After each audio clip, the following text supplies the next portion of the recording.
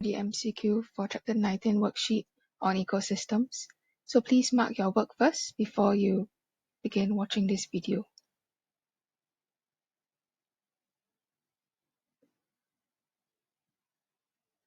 Question 1. Which of the following would happen if decomposers were absent from an ecosystem? So the function of decomposers, we should know what they do. Okay, they will break down the dead matter into simpler substances, such as your nutrients, which will go back to the soil. So if there's no decomposers to break it down into simpler substances, then it would remain intact. So this is true. More nutrients would be available. This does not make sense because there are no decomposers to break down the dead matter. Plants would not be able to photosynthesize. This is also irrelevant. Plants can photosynthesize in the presence of sunlight and chlorophyll. Number of consumers decreasing, also no link. Okay, so A is definitely the answer. Question 2.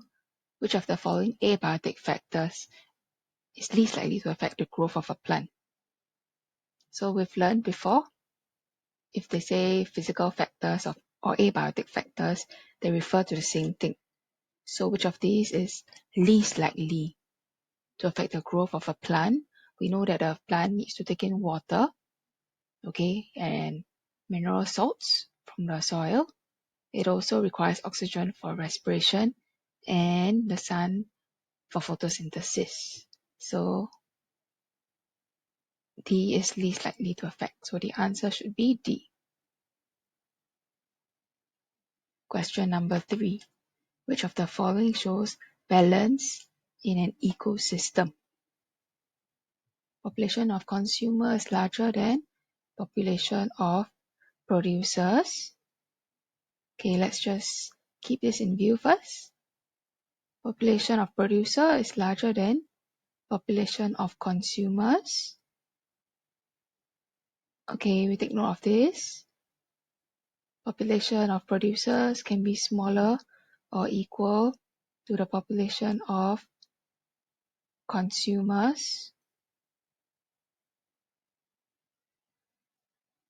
If we see the word smaller, what this means, that means there's lesser producers compared to consumers.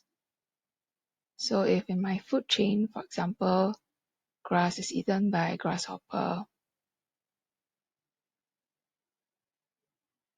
if there's lesser grass, then the grasshoppers will not have enough food to eat.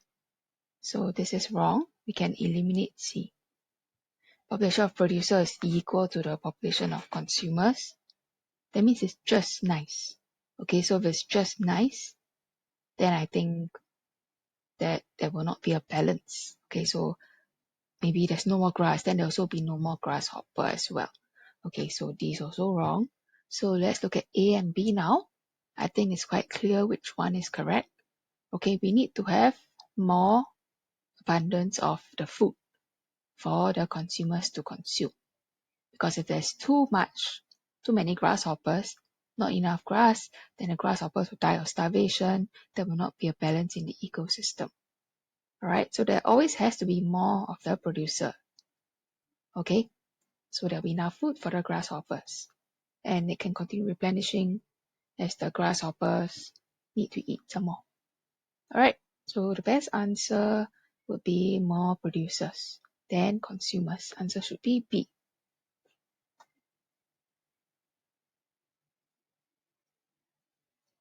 Question number 4. Earthworm feeds on dead leaves. Okay, earthworm is getting food from the dead leaves, creating tunnels as they burrow into the soil. And when they burrow, they create tunnels that allow air and water to circulate underground. What kind of relationship is that? I think we can see that both the plant and the earthworm benefits. Then explaining why, you can explain, okay, because the earthworm is able to obtain nutrients from dead leaves, whereas the plant is able to absorb the air and water through the tunnels created by the earthworm. So they have a mutualism, symbiotic relationship. Okay, so the answer should be B for question 4. Next. Which of the following will be found in all food chains, from producer to tertiary consumer? So we can just draw the trophic levels here. Pyramid of energy. Okay, the different amount of energy. Producers are always at the bottom because there's the most amount of energy, followed by primary, secondary, and then the tertiary consumer. At each level, only 10% of energy is passed and 90% is lost. As heat through respiration or through waste products. So let's see. Increase in size, that is very unclear because it may not be true. Alright. So this is not a correct reason because it may not be found in all food chains. Sometimes the next level, maybe the secondary consumer, for example, maybe a lion, it can be smaller than a buffalo. So this is a very bad judgment, okay, to make. So next, decrease in the amount of energy. Yes, I've just showed it here, right? So this confirm correct. Increase in the amount of waste, you also cannot tell whether it's the same for all food chains. Decrease in number of the organisms is also may not be true. Okay. So the best answer would be B for boy for question 5. Moving on to question 6. Diagram shows flow of energy through an ecosystem, which represents smallest amount of energy transferred between and the largest amount of energy lost to the ecosystem. So let's see here. From the sun to the producer. To make it easier, maybe we just give ourselves a number. 10,000 kilojoules of energy. 90% is lost. So 9,000 kilojoules lost. Only 1,000 kilojoules is passed on. And then 90% is lost again. So 900 kilojoules. These are just numbers to help us see it clearer. Okay, you want to insert any number so can. This is just for easy example and easy understanding. So there's only 100 kilojoules being passed on. Then after that, 90% will be lost. And if I were to continue to the tertiary consumer, they will only get 10 kilojoules of energy. So very clearly, I'm able to see that the smallest energy transfer should be to, okay, energy transfer means from one to another, not being lost. Huh? Energy loss, these 3 on top, 3, 4, 5, the largest energy loss is definitely 9,000. So the answer is C for cat. Okay, next, let's go on to question 7. What is the long-term effect of cutting down large areas of rainforest? Temperature, flooding, increase oxygen, definitely wrong. So we can eliminate C because there are lesser trees, right? So there are lesser trees to photosynthesize, it produces less oxygen. So C is confirmed wrong. Or D, increased rate of soil erosion. Long-term effect. Okay, so if we talk about long-term effect, when there are lesser trees,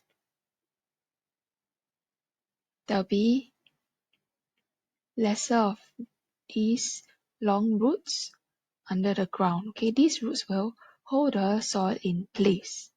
So if we have lesser trees in the long term, the soil will become very loose.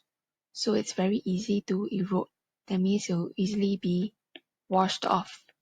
Okay, then you lead to the soil moving down. Okay, something like creating a landslide made of soil. Okay, so it will increase the rate of soil erosion.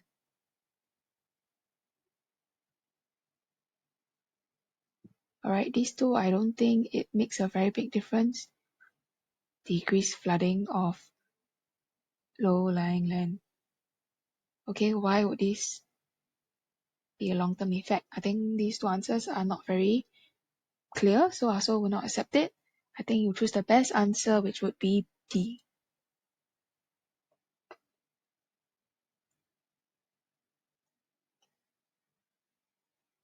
Question 8. The diagram shows a food web, which is a producer, which is a tertiary consumer. Okay, so my food chain is always A is going into B. That means A is eaten by B is eaten by C. If it is a producer, there should be no arrows pointing towards it. Okay, so we look for the organism that does not have any arrows pointing towards it. Because green plant goes into grasshopper, green plant goes into squirrel. Okay, green plant is eaten by grasshopper, eaten by squirrel, eaten by green flies, etc. So producer is definitely green plants. C and D confirm wrong. Tertiary consumer is either squirrels or sorry, not squirrels, not this one. Tertiary consumer is either snakes or lizards. So we have to look here and we count. The snake is here and the lizard is here. So primary consumer, grasshopper. Secondary consumer is the toad and the lizard. And tertiary consumer is the snake. Okay. So we can clearly see that the answer should be A for question 8. Question 9. Diagram shows 9 organisms forming a food web. Which organism is a producer and which is a carnivore? So remember I said there should not be any arrows pointing towards the producer because the producer will not eat the organism. So it's either 1, 2 or 3. So actually it's very easy to see that the answer cannot be 5 and cannot be 7 already, right? So actually you can just focus and narrow down to either A or B. So number 4 and 5 will eat the producer. That means they eat the grass, for example. So they are herbivores. They do not eat meat. Okay, so this one definitely cannot be carnivore. The answer should be B. And we can see it clearly too, that organism 6, okay, it will eat this primary consumer. Primary and secondary, it will eat the primary consumer. So it is definitely a carnivore. So the answer should be B. And let's move on to our last question, question 10. Mr. Jones, a farmer, is concerned about the environment and wants to use a brand of insecticide that will cause, okay, let's underline keywords here, insecticide that will cause least amount of harm to the environment. So which should he choose? We will want to choose the most logical answer. Okay, so we can see that for B, sorry, not B, A, it can be broken down easily by soil bacteria. Okay, bacteria we know is a decomposer. It's able to break down the insecticide into simpler substances, which can be returned to the environment and the soil, so the nutrients and mineral salts can be taken up again by the plants. Alright, so this is good because it will cause very little harm to the environment, right? Because it's returned to the environment, right? It is very effective here. It can kill insects at the fastest rate, but it may not necessarily be the least harmful. So this one, you cannot tell from the answer here. Can last for an extremely long time. That means it cannot be broken down. So it could be accumulated and could be toxic as well. Alright, so we've learned about bioaccumulation in the questions in section B. So this is also not wise. If it can last for a long time, it can be very harmful. Taken up quickly by plants, but it could also be toxic, right? Then the plants will have toxins in them, right? And then they may die. Alright, and it will affect the population of plants, maybe it will decrease. Okay, so the best answer would be A. So that's it for the MCQ. Please mark it correctly. And please also check through all your answers. I will post the answers on Google Classroom. So please take a look and do your corrections. If there's any questions, please clarify with your friends. If they don't understand, please ask me.